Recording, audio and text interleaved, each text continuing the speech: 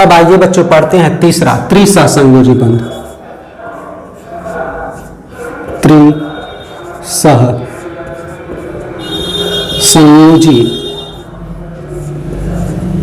बंध, triple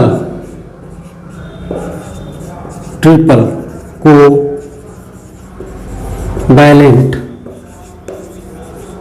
bond. Clear हो रहा है बच्चों? Triple covalent bond. अब हम देखते हैं त्रिसहसंयोजी बंध किसे कहते हैं। जब दो परमाणुओं के बीच में तीन इलेक्ट्रॉनों की साझेदारी होती है तो उसे हम ट्रिपल कोवैलेंट बॉन्ड कहते हैं। कितने इलेक्ट्रॉनों की साझेदारी होती है बच्चों? तीन इलेक्ट्रॉनों की साझेदारी होती है। जब दो परमाणुओं के बीच तीन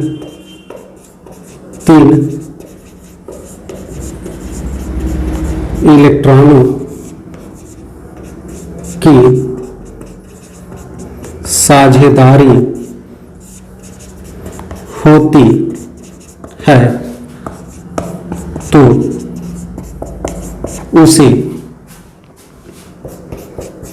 त्रिसहसंयोजी बंध कहते हैं। क्या कहते हैं बच्चों? त्रिसहसंयोजी बंध कहते हैं। जैसे बच्चों हम उदाहरण लेते हैं,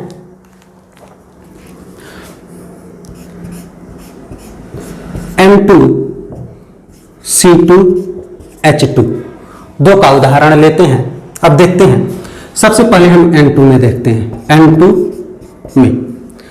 N2 का परमाणु क्रमांक कितना होता है बच्चों? परमाणु क्रमांक 7 होता है। अगर इसको हम सेल में बांटते हैं अर्थात कोष में बांटे तो 2 और 5 आएगा, यानी बाहरी सेल में कितने इलेक्ट्रॉन होगा भैया? 5 इलेक्ट्रॉन होंगे। तो गौर से जरा देखिएगा बच्चों, ये हमारा नाइट्रोजन और ये हमारा नाइट्रोजन, 5 इलेक्ट्रॉन बाहरी सेल में है तो 2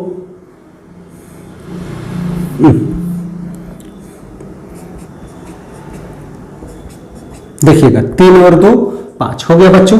इसी प्रकार से 3 और 2 5 हो गया, यानी इस इलेक्ट्रॉन के बाहर, इस नाइट्रोजन के बाहरी सेल में 5 इलेक्ट्रॉन और इस नाइट्रोजन के बाहरी सेल में 5 इलेक्ट्रॉन। अब ये क्या बनाएंगे बच्चों?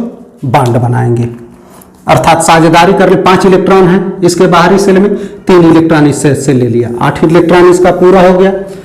अच्छा, इसके सेल में बाहरी सेल में 5 इलेक्ट्रॉन है, 3 इलेक्ट्रॉन ले लिया, अर्थात इसके भी बाहरी सेल में कितने इलेक्ट्रॉन हो गए बच्चों? 8। कितने इलेक्ट्रॉनों की साझेदारी की है बच्चों? 3 गिनिए, 1 2 3 1 2 3 इलेक्ट्रॉन की साझेदारी हुई है तो बॉन्ड का बनेगा 1 2 3 1 2 3, देखिए बन गया N। यही आपका त्रिसहसंयोजी बंध कहलाता है। त्रिसहसंयोजी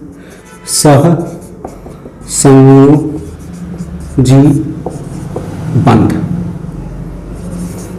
इसी प्रकार से बच्चों आइए C2H2 का देखते हैं। C2H2 में कार्बन का हम जानते हैं बच्चों कितना होता है? एटॉमिक नंबर 6 होता है और इसका इलेक्ट्रॉनिक कॉन्फ़िगरेशन 2 और 4 होता है। तो आइए हम बना लें, एक कार्बन और एक कार्बन, 2 कार्बन। अब चलिए एक हाइड्रोजन यहां जोड़ दीजिए और एक हाइड्रोजन यहां। ये हाइड्रोजन आप यहां भी जोड़ सकते हैं, ये हाइड्रोजन यहां भी जोड़ सकते हैं, ये हाइड्रोजन यहां भी जोड़ सकते हैं, ये हाइड्रोजन यहां भी जोड़ सकते हैं, अर्थात कहीं भी जोड़ सकते हैं, कोई परेशानी नहीं है। क्लियर हो गया? तो हम जानते हैं इस हाइड्रोजन के बाहरी सेल में 1 इलेक्ट्रॉन, इस हाइड्रोजन के बाहरी सेल में 1 इलेक्ट्रॉन। वहीं हम कार्बन के भी बारे में जानते हैं बच्चों कि इसके बाहरी सेल में कितने इलेक्ट्रॉन है? 4 इलेक्ट्रॉन। तो 1 इलेक्ट्रॉन यहां और 1 इलेक्ट्रॉन यहां। अभी इस कार्बन के बाहरी सेल में 4 इलेक्ट्रॉन है तो ये कहीं होगा, 3 इलेक्ट्रॉन यहां आ जाएंगे, 1 2 3। उसी प्रकार से इस कार्बन का 3 इलेक्ट्रॉन, 3 और 1 4 हो गया बच्चों। अब ये क्या करेंगे? ऑक्टेट कंप्लीट करेंगे। तो गौर से देखिएगा 4 इलेक्ट्रॉन और 1 5 इलेक्ट्रॉन। तो सबसे पहले हाइड्रोजन को हम पूरा कर लें, तब देखते हैं हाइड्रोजन हमारा पूर्ण हो गया। अब कार्बन का देखते हैं। कार्बन के बाहरी सेल में तो 4 था और एक हाइड्रोजन से ले लिया 5 और 3 इस कार्बन से ले लिया 8। उसी प्रकार यह कार्बन इस हाइड्रोजन से 1 ले लिया और इस कार्बन से 3 ले लिया, 8 इसका भी पूरा हो गया। हो गया बच्चों, समझ में आ रहा है? अब जरा ध्यान दीजिएगा, बनेगा क्या? H ले लीजिए और C ले लीजिए। कौन सा बांड? एक एक इलेक्ट्रॉन की साझेदारी से कौन सा बांड? Single bond. अब आइए यहाँ C ले लीजिए। अब इस C से कितने इलेक्ट्रॉन? 3 इलेक्ट्रॉन। तो कौन सा बांड? Triple bond. और यहाँ क्या है? H है। तो कौन से कितने इलेक्ट्रॉन की साझेदारी? एक एक। कौन सा बांड? Single bond. देखिए आपका बन गया। अब हम इस रूप में चाहें तो लिख लें इसको इस तरह से, गौर से देखिएगा, HC ट्रिपल बांड CH हमने लिख लिया। थोड़ा सा और आगे बढ़ाएंगे तो इस प्रकार से C और एक C कितना हो गया बच्चों? 2C और कितना H? एक और एक 2H, H2C2H2। देखिए इस रूप में हमने लिख दिया। नाम इसका बच्चों एसिटिलीन होता है। क्या नाम होता है? एसिटिलीन नाम होता है। क्या नाम होता है? एसिटिलीन नाम होता है। क्लियर हो गया बच्चों? तो ये आप लोग अगर लिख लिए हो तो इसका स्क्रीनशॉट ले लीजिए। जरा गौर से देखिए बच्चों, सिंगल बांड जो होता है अर्थात एकल बंध जो होती है, एकल बंध जो होती है उसको एक डॉटेड लाइन से दिखाते हैं। द्विबंध होती है। क्या बच्चों? द्विबंध होती है तो इसको 2 डॉटेड लाइन से दिखाते हैं। और यदि त्रिबंध होती है, क्या होती है? त्रिबंध होती है तो इसको 3 डॉटेड लाइन से दिखाते हैं। क्लियर हो गया? तो स्क्रीनशॉट ले लीजिए। आज हम लोग चौथे लेसन अर्थात कार्बन और उसके यौगिक के बारे में आगे पढ़ने जा रहे हैं। कार्बन की संरचना।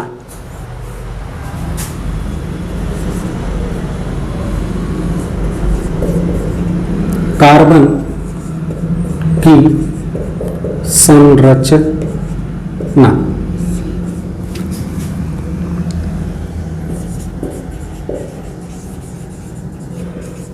Structure of carbon.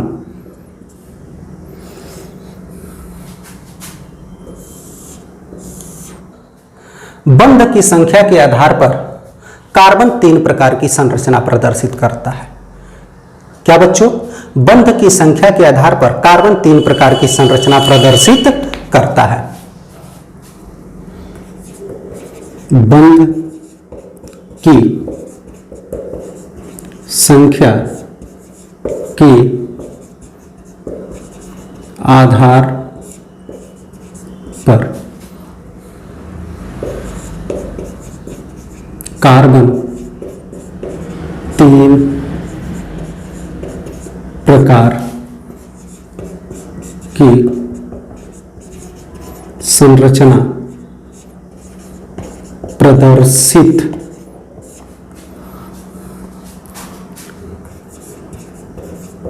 करता है। क्लियर हो गया बच्चों? तो हम लोग एक एक करके संरचना पढ़ते चलते हैं। सबसे पहले नंबर 1 बच्चों, चतुष्फल की संरचना। चतुष्फलकीय संरचना।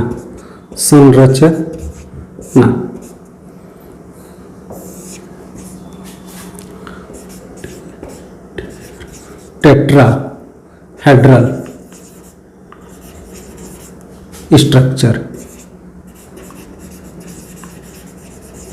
Tetrahedral structure. चतुष्फल की संरचना का निर्माण कब होता है? जब कार्बन की चारों संयोजकताएं, क्या बच्चों? जब कार्बन की चारों संयोजकताएं मिलकर 4 एकल बंध का निर्माण करती हैं। किसका निर्माण करती हैं? 4 एकल बंध का अर्थात सिंगल बॉन्ड का निर्माण करती हैं तो चतुष्फल की संरचना बनती है। जब कार्बन की चारों संयोजकताएं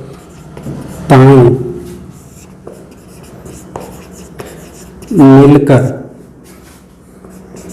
4 एकल बंध 4 एकल बंध का निर्माण करती हैं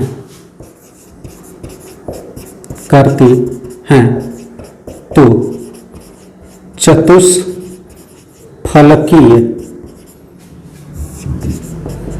संरचना बनती है। फिर बच्चों गौर से समझिएगा, हम क्या करें, जब कार्बन की चारों संयोजकताएं मिलकर, कार्बन की कितनी संयोजकता होती है, 4 होती है, चारों संयोजकताएं मिलकर 4 एकल बंध का निर्माण करती हैं तो उसे ही हम क्या कह देते हैं, चतुष्फल की संरचना कहते हैं। तन गौर से देखिएगा कैसे चतुष्फल की संरचना बनती है। बच्चों आपका यही कार्बन है तो देखिएगा सभी सिंगल बॉन्ड है, यही 4 एकल बंध का निर्माण हुआ। तो आपका ये कार्बन है तो गौर से देखिएगा बच्चों,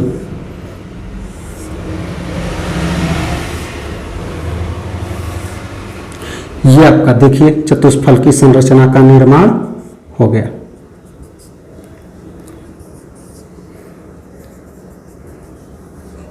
चतुष्फल की संरचना बच्चों बन गई। कौन सी संरचना हुई, चतुष्फल की संरचना हुई। अब बच्चों गौर से देखिएगा, इस चतुष्फल की संरचना तो हो गई, लेकिन इसका बंध कोण कितना होता है। अगर कोई आपसे पूछ दे कि चतुष्फल की संरचना का बंध कोण बताइए तो आप कितना बताएंगे बच्चों, इसका बंध कोण होता है, बंध कोण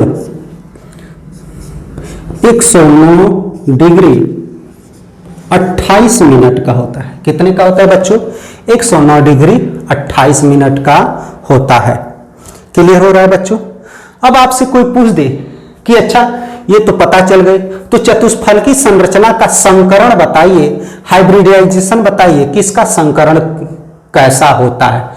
तो संकरण कैसा होता है भैया चतुष्फल की संरचना में, संकरण अंग्रेजी होती है हाइब्रिडाइजेशन।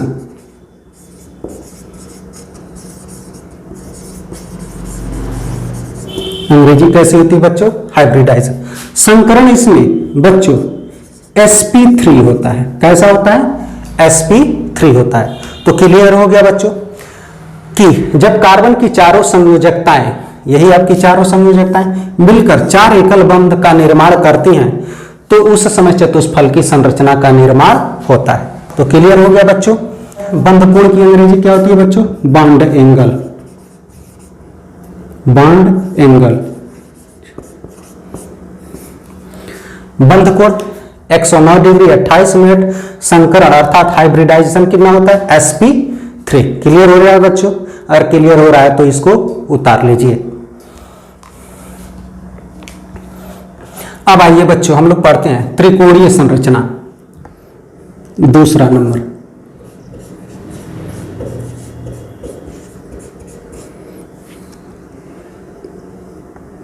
त्रिकोणीय संरचना।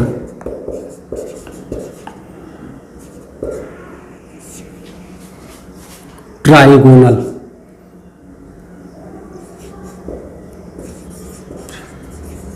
ट्राइगोनल स्ट्रक्चर, ट्राइगोनल स्ट्रक्चर, त्रिकोणीय संरचना। ये त्रिकोणीय संरचना कैसे बनती है बच्चों, गौर से देखिएगा। जब कार्बन की चारों संयोजकताओं में से, क्या बच्चों, जब कार्बन की चारों संयोजकताओं में से 2 संयोजकता मिलकर एक द्विबंध का निर्माण करती हैं तो त्रिकोणीय संरचना का निर्माण होता है। कार्बन की चारों संयोजकताओं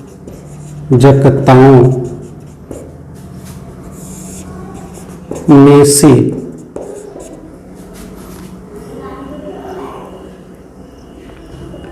दो संयोजकता मिलकर एक द्विबंध बनाती हैं तो त्रिकोणीय संरचना प्राप्त होती है। फिर बच्चों गौर से समझिएगा हम क्या कर रहे हैं।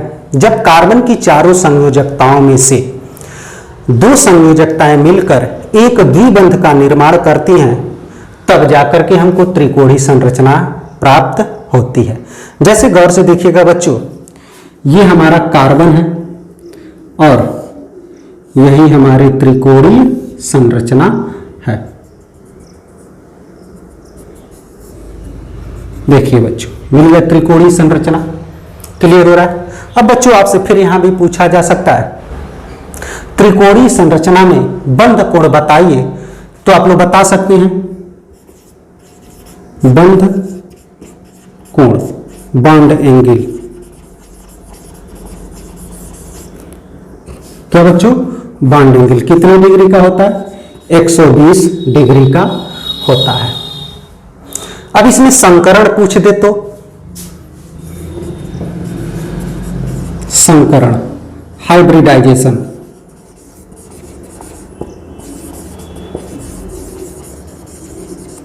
हाइब्रिडाइजेशन sp2 क्या प्राप्त होगा? sp2। क्लियर हो रहा है बच्चों? अगर क्लियर हो रहा है तो उतार लीजिए।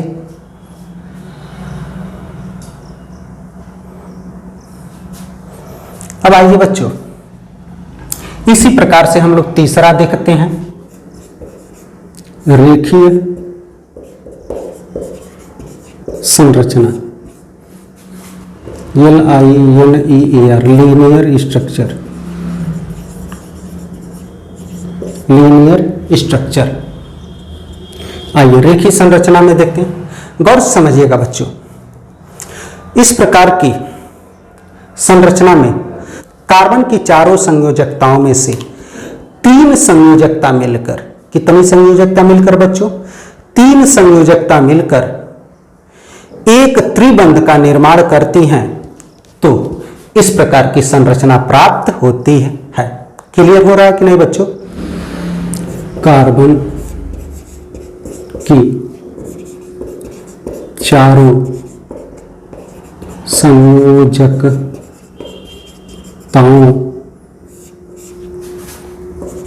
में से तीन संयोजकता मिलकर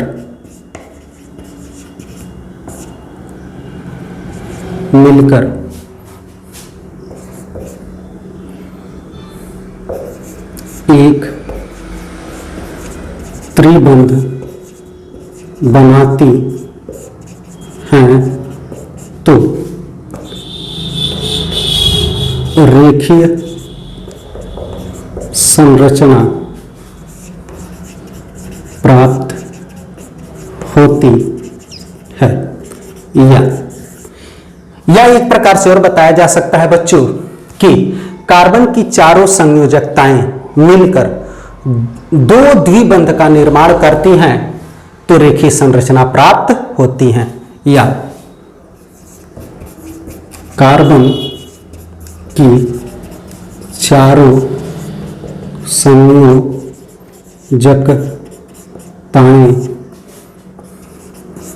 मिलकर दो द्विबंध का निर्माण करती हैं तो रेखीय संरचना प्राप्त होती है। क्लियर हो गया बच्चों? हम आपको क्या बता रहे हैं? हम आपको ये बता रहे हैं कि कार्बन की चारों संयोजकताओं में से जब तीन संयोजकता मिलती हैं, क्या बच्चों? जब तीन संयोजकता मिलती हैं और मिलकर के एक त्रिबंध का निर्माण करती हैं तो रेखीय संरचना का निर्माण होता है। या क्या बच्चों? या कार्बन की चारों संयोजकताएं मिलकर दो द्विबंध का निर्माण करती हैं तो रेखीय संरचना का निर्माण होता है। देखिए बना रहे हैं बच्चों, ये आपका कार्बन हो गया, देखिए एक रेखा में है कि नहीं है, ये आपकी रेखीय संरचना हो गई। क्या हो गया बच्चों? रेखीय संरचना हो गई। अब जरा गौर से देखिएगा, इसका बॉन्ड एंगल कितने का होता है बच्चों? 180 डिग्री का होता है। कितने का होता है? 180 डिग्री का। और संकरण किस कैसा होता है बच्चों? संकरण sp होता है। क्या होता है? sp होता है। समझ में आया बच्चों? तो इसका स्क्रीनशॉट आप लोग ले लीजिए। अगला टॉपिक हम लोग पढ़ते हैं, कार्बन की अपररूपता। कार्बन की अपररूपता, LOTROPY, एलोट्रोपी ऑफ कार्बन।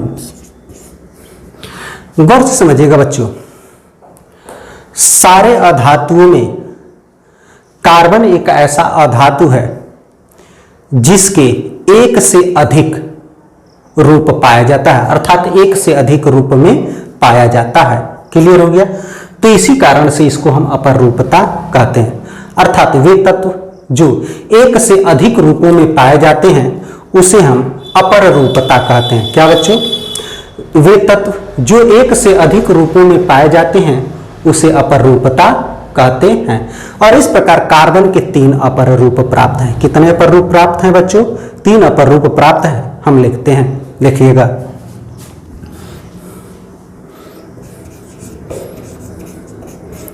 किसी तत्व की एक से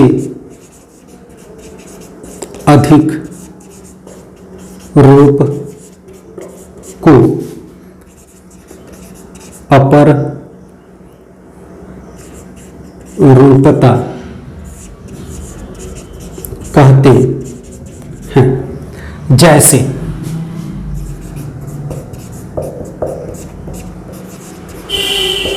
कार्बन के 3 अपर रूप हैं, अर्थात कार्बन अपर रूपता प्रदर्शित करता है। पहला आपका हीरा, क्या है बच्चों? हीरा। दूसरा आपका क्या है? ग्रेफाइट। तीसरा आपका क्या बच्चों? फुलरीन। फुलरीन यानी कार्बन के वे 3 अपर रूप कौन कौन से हैं बच्चों? पहला हीरा है, दूसरा ग्रेफाइट है, तीसरा क्या है बच्चों? फुलरीन है। समझ में आ गया? तो यही 3 अपर रूप कार्बन के हैं। क्लियर हो रहा है नहीं बच्चों? अगर क्लियर हो रहा है तो उतार लीजिए, फिर आगे बढ़े। अब आइए बच्चों पढ़ते हैं कार्बन में श्रृंखलन। कार्बन में श्रृंखलन क्या पढ़ते हैं बच्चों? कार्बन में श्रृंखलन, catenation, CATANATION, catenation of carbon.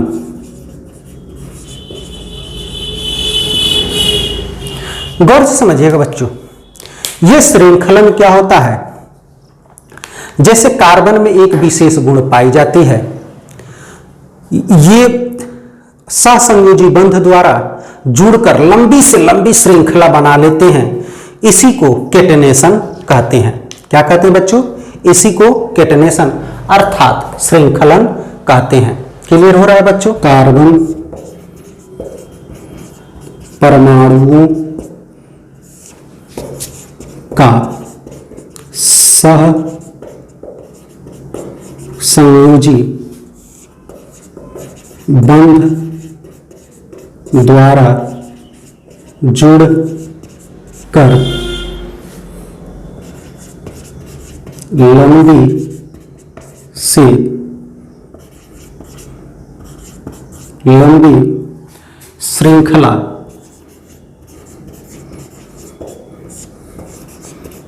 प्राप्त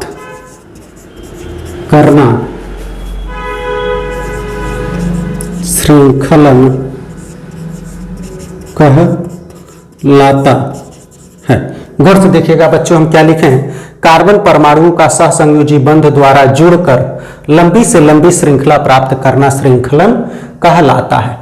इसी कारण से बच्चों ये सबसे ज्यादा पाए जाते हैं, अर्थात इस पृथ्वी पर कार्बन के सबसे ज्यादा यौगिक पाए जाते हैं। जैसे श्रृंखलन को अब समझा रहे हैं, गौर से देखिएगा, यह आपका CH4 है, क्या बच्चों, CH4 है, और एक हाइड्रोजन निकाल दिए तो क्या हो गया बच्चों, CH3 हो गया। क्या हो गया, CH3 हो गया। अभी इसी प्रकार से देखिएगा CH3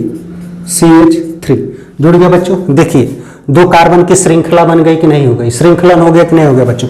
इसी प्रकार से CH3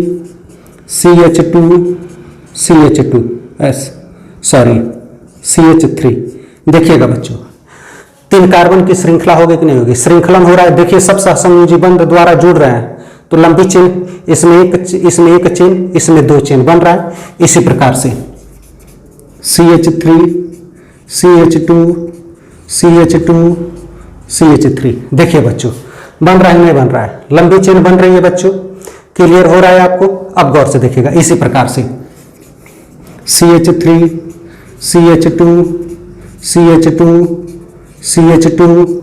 CH3 देखिए लंबी चेन बनती जा रही है। तो इसी को बच्चों हम लोग क्या कह देते हैं, श्रृंखलन कहते हैं। फिर एक बार बच्चों गौर से समझिएगा कि श्रृंखलन किसे कहते हैं, कार्बन परमाणुओं का सहसंयोजी बंध द्वारा जुड़कर लंबी से लंबी श्रृंखला प्राप्त करना ही क्या कहलाती है, श्रृंखलन कहलाती है। क्लियर हो गया बच्चों? तो इसका स्क्रीनशॉट आप लोग ले लीजिए। आइए बच्चों हम लोग पढ़ते हैं कार्बन की श्रृंखलाओं का नाम, किस प्रकार से कार्बन की श्रृंखलाओं का हम लोग नाम लिखते हैं।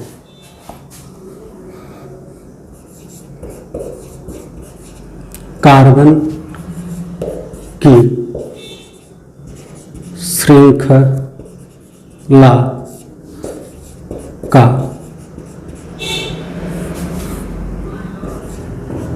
नाम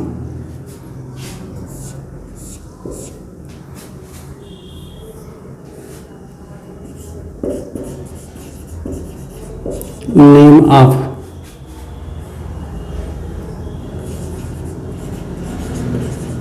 कार्बन चेन, कार्बन की श्रृंखला का नाम। गौर से देखिएगा बच्चों, दो लाइन हम खींचते हैं, एक तरफ हम कार्बन लिख रहे हैं, कार्बन की श्रृंखला, और दूसरी तरफ नाम लिख रहे हैं बच्चों। क्लियर हो रहा है बच्चों? अब हम लिखते चल रहे हैं। जैसे सपोज कर लीजिए बच्चों, ये भी कार्बन की संख्या 1 है। क्या बच्चों? कार्बन की संख्या 1 है, तो इसका नाम मेथ होता है। क्या होता है बच्चों? मेथ होता है, मेथ होता है। इसी प्रकार यदि कार्बन की संख्या 2 है तो नाम क्या होता है बच्चों? एथ होता है। 3 कार्बन की श्रृंखला है, कार्बन की श्रृंखला 3 है तो नाम प्रोप होता है।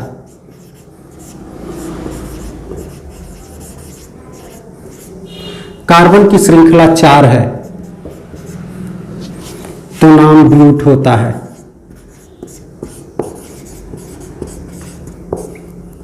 कार्बन की श्रृंखला 5 है तो नाम पेंट होता है। कार्बन की श्रृंखला 6 है तो नाम हेक्स होता है।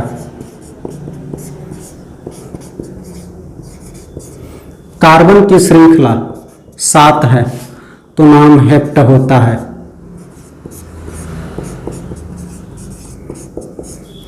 कार्बन की श्रृंखला 8 है, नाम ऑक्ट होता है।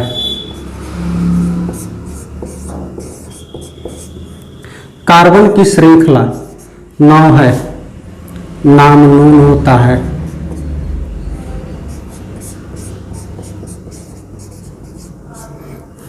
कार्बन की श्रृंखला 10 है, नाम डेक होता है। क्लियर हो रहा है बच्चों? फिर एक बार गौर से समझिएगा। यदि एक कार्बन की श्रृंखला है तो मेथ, 2 कार्बन की श्रृंखला है तो एथ, 3 कार्बन की श्रृंखला है तो प्रोप, 4 कार्बन की श्रृंखला है तो ब्यूट, 5 कार्बन की श्रृंखला है तो पेंट, 6 कार्बन की श्रृंखला है तो हेक्स, 7 कार्बन की श्रृंखला है तो हेप्ट, 8 कार्बन की श्रृंखला है तो 8, 9 कार्बन की श्रृंखला है तो नॉन, 10 कार्बन की श्रृंखला है तो डेक कहते हैं। क्लियर हो गया बच्चों? तो इसका स्क्रीनशॉट ले लीजिए। Thank you.